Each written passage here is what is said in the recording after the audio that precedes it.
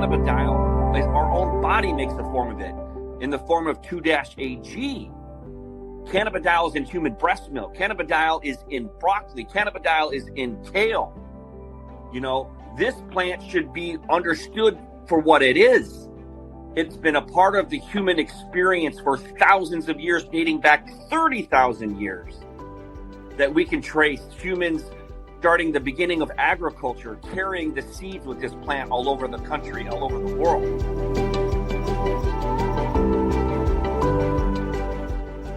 Welcome to the Miracle Plant Podcast, the show that inspires, promotes, and gives you a daily dose of inspiration from the people who have used cannabis to change their lives in extraordinary ways. Here's your host, Justin Benton. Welcome back to the Miracle Plant Podcast, where we discuss this miracle plant with so many names and how it's helping people in so many extraordinary ways. Well, we're back again, and the word of the day, the word of the century, the word of the millennium, and then some, is Kaneh Bosm. Well, after hearing so many people get back to us and so much excitement, and so many people were blown away and had never heard of Kaneh Bosm, other than maybe just, reading through the Bible in the Old Testament and Exodus, now we are coming back to give you more, as we said we would. We've got Chris Bennett, the author of the book that has really done a great job of talking about some of these experts and the Dead Sea Scrolls and things like that. He's not going to be on today, but we do have him scheduled for a future podcast, so stay tuned for that. He's actually coming out with a brand new book, so we might actually be breaking the book for you as well. But today we wanted to talk about Sula Benet. And she's a doctor from Colombia, and she released a publication called The Early Diffusion and Folk Uses of Hemp in 1967. And actually, let me welcome Dan Humiston and my mom, Janet Benton-Gaylor. Dan, Janet, how are you? I know this is some really, really new information. Actually, it's really, really old information, but it's really, really new to our audience. And I'm so glad you guys are here to join us. How are you guys doing today? I'm doing great. This is a fascinating area that I'm just starting to deep dive into. I'm also doing great. And Justin, I appreciate you bringing this to our attention, because this should be more mainstream. Like Janet says, this kind of stuff should be on billboards, and it never is. Exactly.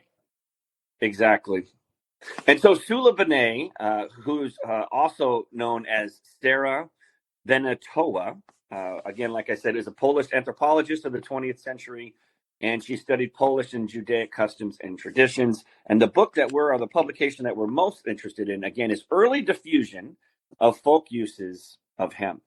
So she was the one, and I'm going to read from her abstract. It's a 12-page abstract. This is the longest abstract I've ever seen. And, we're used to going through abstracts for PubMed.gov and looking at abstracts for research and studies for cannabis or Kaneh Bosm. And so anyways, let's get into it here a little bit.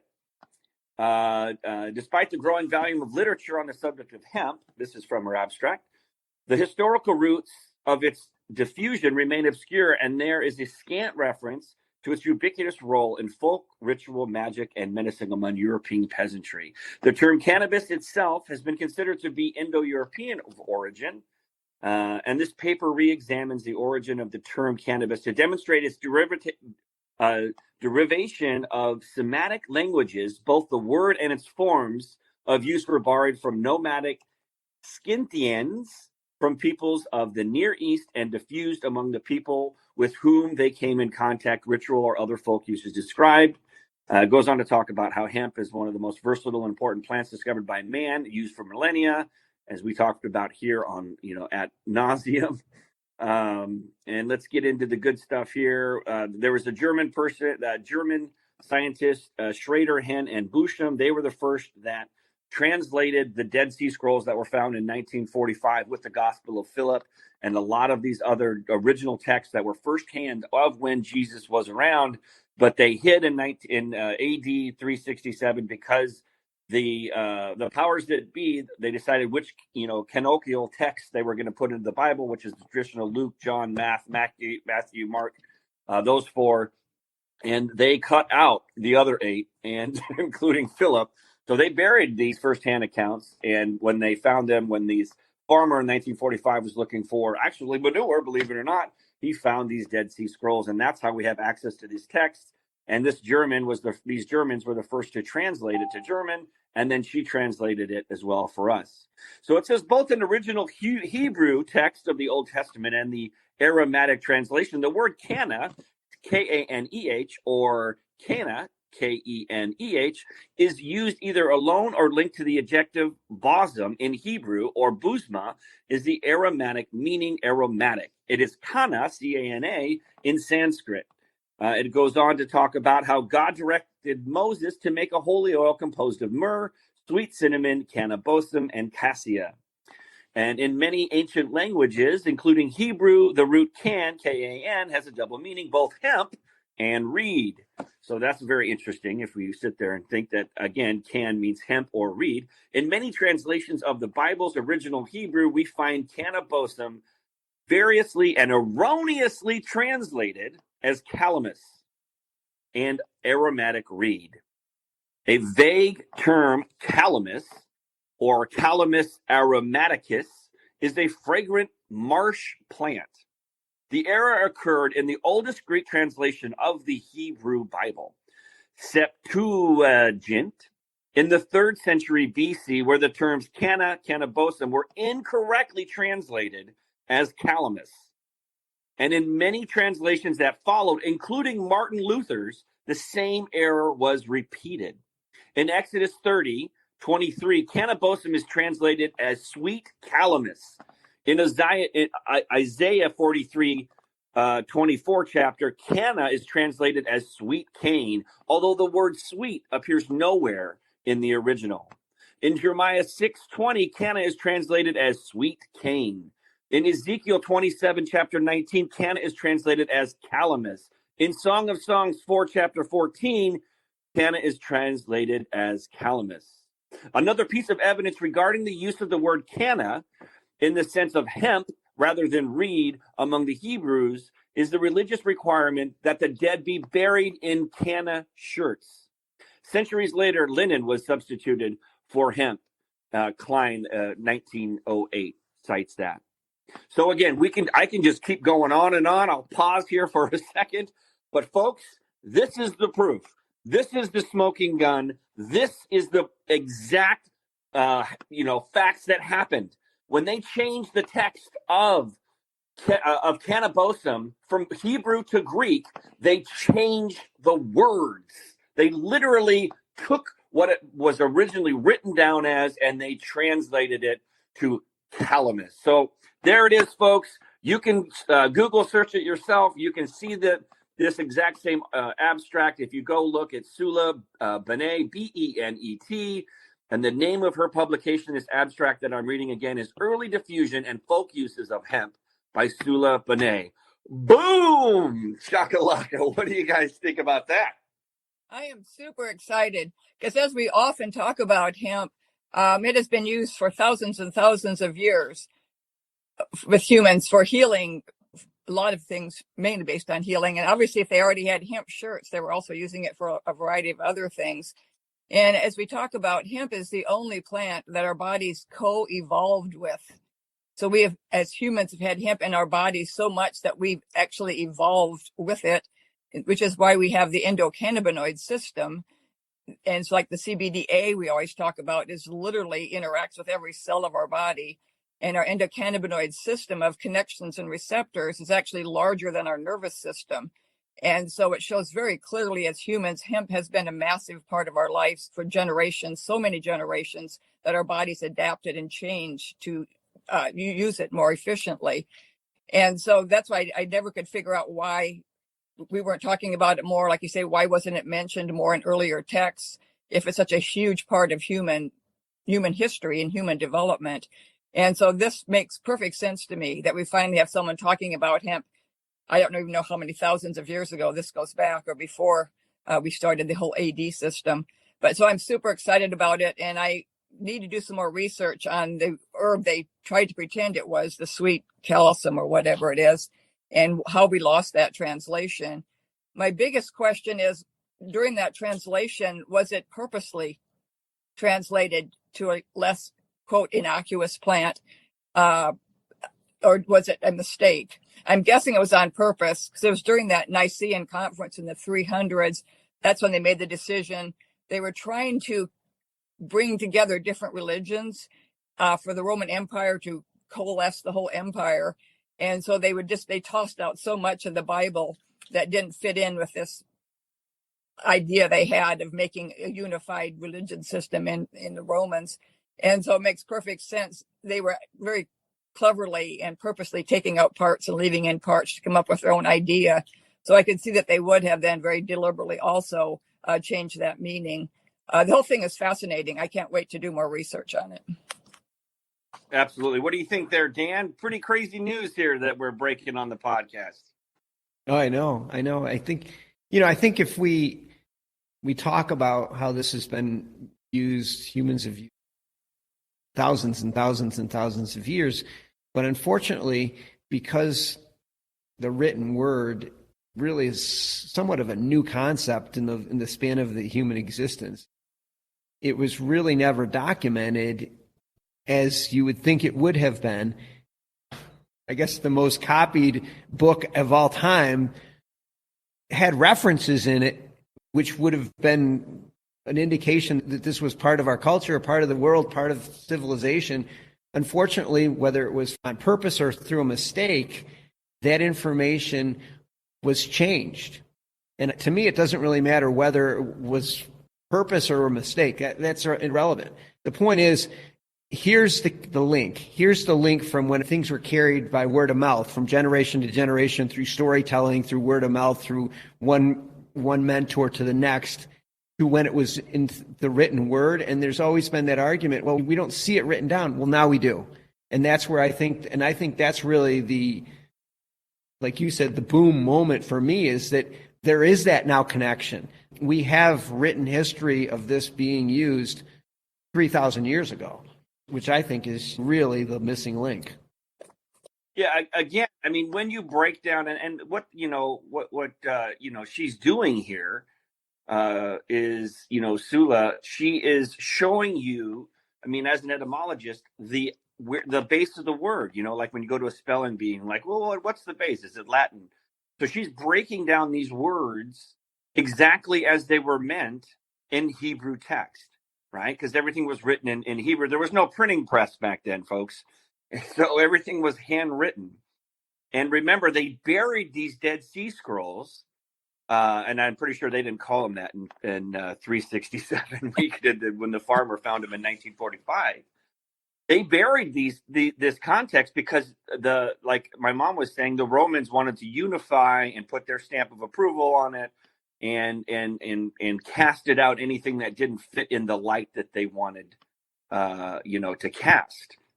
And so, again, when you just look at the word canna literally translates to hemp. I mean, what more evidence? I mean, that should be it right there. And then, by the way, Bosm means aromatic.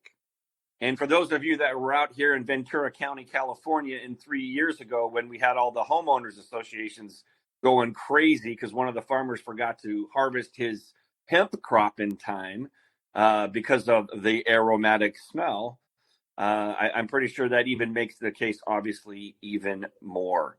So again, we are talking about in Scripture, in Old Testament, in New Testament, about Kaneh Bosm. Kaneh Bosm is cannabis. It has been verified. And again, like Dan said, it doesn't really matter if it was done intentionally. I have my opinion, or if it was done unintentionally. The fact is, it was done. So 1,700 years ago, they changed the word. They changed the scriptures of what if, and had they not changed the word, what kind of world would we be living in 1,700 years later? Look, 1937, we changed the legality of this plant, and even hemp, which George Washington grew. And actually, he smuggled hemp seeds from Asia to make gunpowder to beat the English. So it was that much of a critical part of our history Now, we're not teaching people about this. I mean, we are here at the Miracle Plant podcast, but this plant, again, like Jack Herrera says, has over 50,000 uses. And if this text wasn't changed, we would all be, I mean, one of my goals is just to have people talk about hemp like they talk about aloe vera, right? For whatever reason, aloe vera is known worldwide, especially in our country. Everybody knows aloe vera helps with sunburn, right? And all I want for betterment of humanity is to people to know that hemp helps with pain and inflammation. Let's just start there. And there are no side effects. There are no drug interactions because it's not a drug. It's a plant. CBD, cannabidiol, is our own body makes a form of it in the form of 2-AG. Cannabidiol is in human breast milk. Cannabidiol is in broccoli. Cannabidiol is in kale. You know, this plant should be understood for what it is. It's been a part of the human experience for thousands of years, dating back 30,000 years, that we can trace humans starting the beginning of agriculture, carrying the seeds with this plant all over the country, all over the world.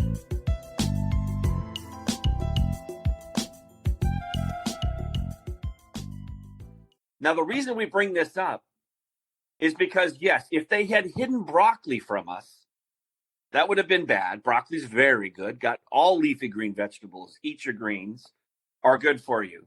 But broccoli doesn't help with neuroregeneration. Broccoli, if you rub it on your skin, doesn't, reduce inflammation. Cannabis, Kaneh Bosm, hemp does. We were looking for a miracle for my son. And at the time, there was no hope. And I had flipped the script and done all the research I possibly could. I wasn't going to give up. I looked for a miracle. I was praying for a miracle. And that miracle came when I was first introduced to CBD with my friend Todd, when we were talking about his friend, Dr. Preston. And many of us know about Charlotte Figi and her mom, Paige, and the beacon of light for shining the light on this miracle plant, which now is, more accepted every single day and on the verge of becoming truly legal again, which it should have always been. This plant it's our God-given right, literally God-given. If you look at the scripture in Exodus, where God, through the burning bush, spoke to Moses and said, put 250 shekels of Kaneh Bosm in there, along with some cinnamon and some olive oil. So again, the reason that I'm talking about this is that what our mission is to reach 1 billion people. Heck, let's reach 8 billion. Because what we need to know is that this plant can do no harm. This plant has been helping us for at least 30,000 years, medically at least 8,000 years, dating back to Oriental medicine journals. We need to embrace this plant. And if all we need to do is have a conversation about this plant, and I would love to have a conversation, I will go on anyone's podcast. I will go on any stage. I will talk to priests. I will talk to rabbis. I will talk to anyone about Kaneh Bosm, because they need to be educated, just like our doctors need to be educated about the endocannabinoid system and the power of this miracle plant that was given to us, that is meant for us, that can help us in so many incredible ways. So again, obviously you can tell I'm fired up because I've seen what this miracle plant can do for my family, and I've witnessed it with thousands of other families in my own eyes. And that now it's time for others to experience this plant, to try it, to use it. Heck, we'll give you some for free. Just cover shipping. Rub it on your shoulder when it hurts and get back to me. Because I was just in a volleyball scrimmage. We had like parents and kids, and for my oldest daughter, Zoe. And let me tell you, I haven't played volleyball in 20 years, but I was pretty impressed with my skills. But I woke up that next morning and I was pretty much sore head to toe. And good old Kaneh Bosm oil, that we use hemp seed oil instead of olive oil. All I did was plop a little under my tongue, hold it for 5 minutes, and swallow it, and I feel like a new man the next day. Anyways, I'm fired up. Dan, Janet, what do you guys got to add? I'm still going back to the idea again, too. I love it all. I am so excited also because I've always passionately believed in hemp, and especially like you say, when we were researching what to do with your son and with a very, very common condition now that's spreading all of our children in America. And it's a solution. And I just saw, again, too, I could not be more passionate as a healing person who spent her life healing. I've never found anything like it. And so certain things keep sticking out to me. One of them about hemp is that people were required to be buried in hemp shirts. And that really stuck out also. So not only was it used in the anointing oils and used for other issues, they had also figured out how to make clothing out of it. And it was a requirement for a proper burial. And how did we get from that where the hemp plant was like honored and used and respected and required to be used everywhere to now where it's just become like a dirty word or whatever to so many people. And so I was just fascinated by that. And again, too, as you mentioned, just how important it is that this, like you mentioned, so our bodies make cannabinoids. And that goes back to the fact that we have humans have evolved with it. So our bodies make endocannabinoids made by the body cannabinoids. And the one you mentioned, 2AG, neurologists make clear that several major neurologists that any kind of a neurological condition from simple pain to autism to Alzheimer's to MS is caused by too low levels of the endocannabinoid 2-AG. And then the hemp CBDA or cannabidiolic acid literally is a mimic or analog of that. So the plant cannabinoid form and the body one literally are equal. And so for any neurological condition, it's very, very clear that the cannabidiolic acid, the CBDA, literally gives the body exactly what it needs in a form it can understand and use, a form that interacts with all of our receptors in every cell of the body. And as a person who has worked with healing and every type of holistic healing my entire life, and there is just nothing like it. This is finally like the mother lode. This is what actually heals. I've used every herb and every oil and every combination and every relaxation technique and whatever out there in every diet. But this is the solution. It literally, as we talk about a lot when we train people, the CBDA literally balances or homeostasis our entire body system. It balances our immune system, which is inflammation versus anti-inflammatory effects. So it is the most powerful anti-inflammatory. It balances all of our systems. Anyway, I could go on forever about that. So anyway, it's vital. Our bodies know it and recognize it. And it does not do that with there's no other, what's a current fun thing? Turmeric. There's no turmeric system in our bodies or ashwagandha systems in our bodies. There is a raw hemp system in our bodies. And so I'm just so fascinated to find this, that our ancestors, maybe they didn't read and write a lot, but they sure knew what they were doing from practice and time and spreading what worked. And so the fact that we can now go clear back to the Bible and even before that to document that hemp is this master plant. It is the solution we're looking for our health. And just that my frustration that it has been so demonized for a variety of reasons. And in America, I believe it was demonized because it was competing with paper and cotton and other things because it can be made into almost anything. So anyway, I'm just so happy that we have some other references outside of just what you can find on PubMed that point out to the long historic and successful use of the hemp plant. Absolutely. Dan, you have anything to add? I'm fired up. I can feel us healing the world. I can feel it.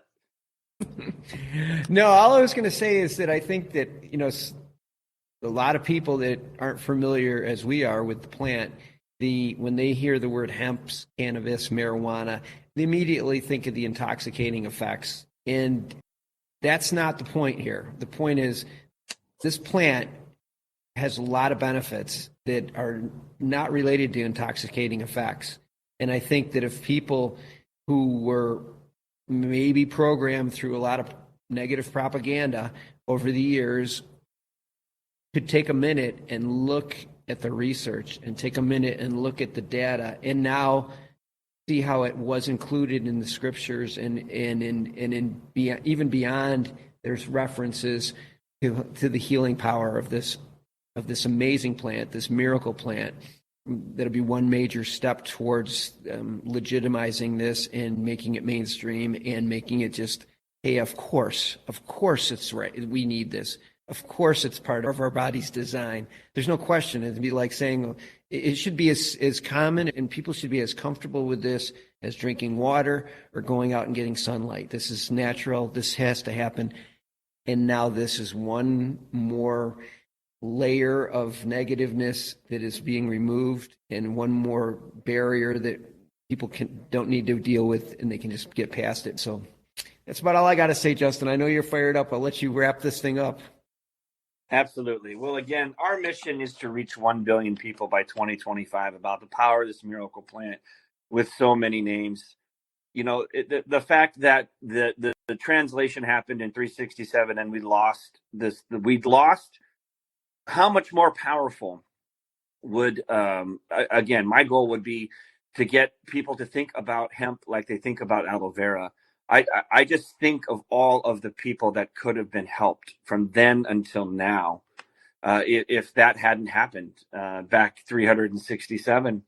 You know, I mean, look at the influence that religion has on humanity, and you know, so many, you know, it's crazy when I go to church, you know, and I you know, take the kids and we go to church on you know, every Sunday, and I remember when Caneh first came out, and CBD, and you know, there are some places that you know, wouldn't let you bring CBD oil or CBD to school and put them in their juices, and that's what we did for my son. Remember, that's how all this started. Was we were looking to clear my son's brain from a late stage, late developing autism diagnosis, where his own brain and body could not detoxify heavy metals that were in his body and pesticides that were in his body. His body became overwhelmed like an autoimmune disease of inflammation attacking itself, not knowing the good cells versus the bad cells. And that's what this miracle plant did. And I remember, like, you know, I mean, I know that there's some parents out there, and maybe you're listening right now, and that's you, that they're worried about pushback, or that you're worried about what if, and you know, some things that could happen. It never even crossed my mind. I know I'm a serial entrepreneur, like just like out there, the crazy 1%er type. But for those of you that aren't like that are having any hesitation or resistance of, like, you know, what happens if, you know, pushback from, you know, whatever, doctors, mother-in-law, whoever, this plant dates back 30,000 years of human connection. That's why how do you think that endocannabinoid system in our body that's set up to receive the cannabinoids from this plant developed, right? So at the end of the day, this miracle plant, we belong together. We are, you know, we are, I would say, like brothers from another mother or sisters from another mister. That's the plant version, and we're the human version. We belong together because this plant, it actually does a lot more for us than any other plant that any of us have ever come across. So I encourage you, you know, that and my point was, if this plant had not been mistranslated, and if we were talking about this plant like aloe vera, you know, my goal is to get us to talking about it again like that, right? Let's right the wrongs. Do your own research. Look, the proof is in the pudding. Reach out to us. We'll send you a mini roll-on that you can just put in your purse and take it with you. And if you got a bug bite or a scratch or pain or a headache, you can put some on your temples, and it's cold sores. This plant, it's unbelievable. And as we know that you guys have heard this podcast for a while, I mean, I just want to sing it from the mountaintops. I want people to try this plant because I've seen how many people's lives have changed forever. Connie Wellick, I was just chatting with, she's been on a couple times. She had chronic neuropathy, and she could not fall asleep. She couldn't stand for more than 90 seconds. She hadn't slept in 3 years, not more than a couple hours. And she took this plant and she called it resurrection juice, because after 3 days of taking this plant, this oil, this Kaneh Bosm, her pain was gone to the point where she could walk again. Now she runs on the beach. She's in her mid-70s. She spreads the word to everybody she comes across. And she's also a pastor. And she had her very negative connotations of this plant as well, and was very resistant to trying it. But she was so desperate for the pain that she was in with neuropathy, the shooting pain, the nerve pain, like someone stabbing you with knives in your feet, that you can't sleep, you can't stand, that she was willing to try it. And so many people come to us in that desperation after trying everything else. And my point is that I don't want it to get to that. As Dr. William Courtney, who's been on our podcast, has said, if you ate cannabis, hemp, Kaneh Bosm every day as a dietary essential, which he believes it is, and I do as well, you wouldn't have to use it as medicine, because you'd be getting those cannabinoids in your daily regimen. I have a hemp protein shake, and I get that protein in there. I use the oil every day. And if humanity knew, just like aloe vera and sunburn, what this plant could do for you, I feel like I've done what I can do. Because look, I'm here to pay it forward. I needed a miracle. There was not hope for my son. There was no hope that he was ever going to live a normal, happy life, according to the experts, quote unquote. But I did not believe that would be this case. I was his father. My job was to get him healthy again. And I didn't know how I was going to do it, but I knew I was going to do it. And when my prayers were answered, I made a promise to God and to myself that I would pay it forward until people would be able to know about the power of this plant. And it's not just the plant. The plant helps. The miracle plant helps. You got to take control of your own health.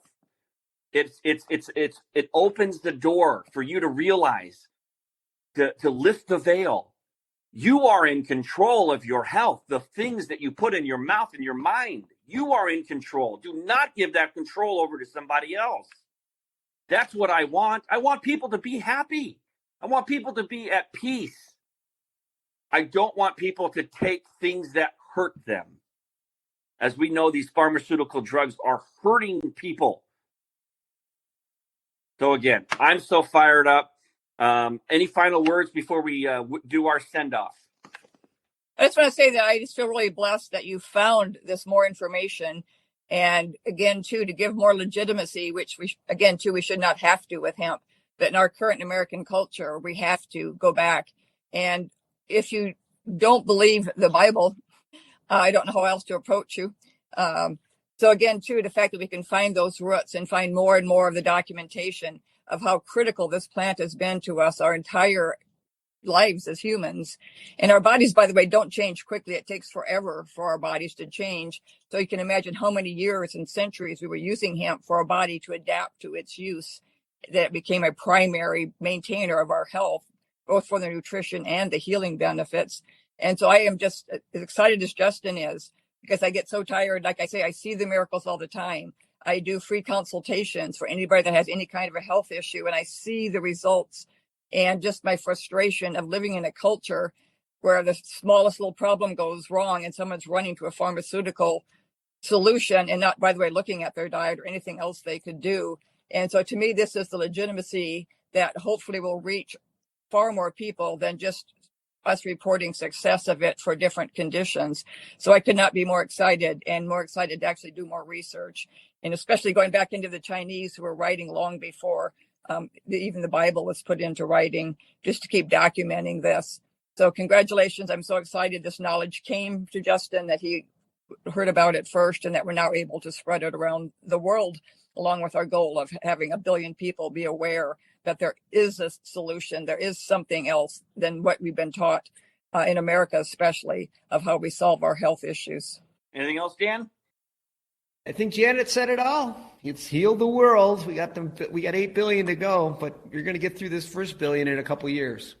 You know how the old saying goes, the first billion's the toughest. Then after that, it's gravy train. So on the count of three, we're going to say heal the world, because that is the mission here at the Miracle Plant. It's to pay it forward, to educate, to raise the vibration, to help people take control of their health, to realize that you do have the power to be healthy, to be happy. It is in your hands, and sometimes in your mouth, the things we put in our heads and in our mouths. So on the count of three, we're going to say heal the world. We're going to try some Kaneh Bosm. We encourage you to swing by any of our websites in the show notes there. We'll get you a free product to try it and see for yourself the power of Kaneh Bosm. So on the count of three, let's say heal the world. 1, 2, 3. Heal the world. Thanks for swinging by the Miracle Plant Podcast, everybody. I promise we will be talking more Kaneh Bosm. We've got so much more. I've got all these documents in front of me. We only got through like half of one of them. Send your questions in to info@themiracleplant.org. If you want to be a guest, if you want to speak on this subject, please reach out to us. We've got booked podcasts like crazy. I've been talking to Dan and his team at PodConX. We're probably going to have to start releasing multiple episodes a week. We can hardly keep up with all the excitement and energy that's going on with the podcast. So thank you for all the listeners. And if you really want to do us a solid, if this information really resonated with you and you've never heard it anywhere before, and eventually it becomes a part of your daily life, then please leave a review. Please rate it, and please pass it along. Forward this podcast to somebody who needs a miracle, who needs some help with the health ailment. So thanks again for tuning in, and we will see you next week. Be a blessing, everybody, and happy healing.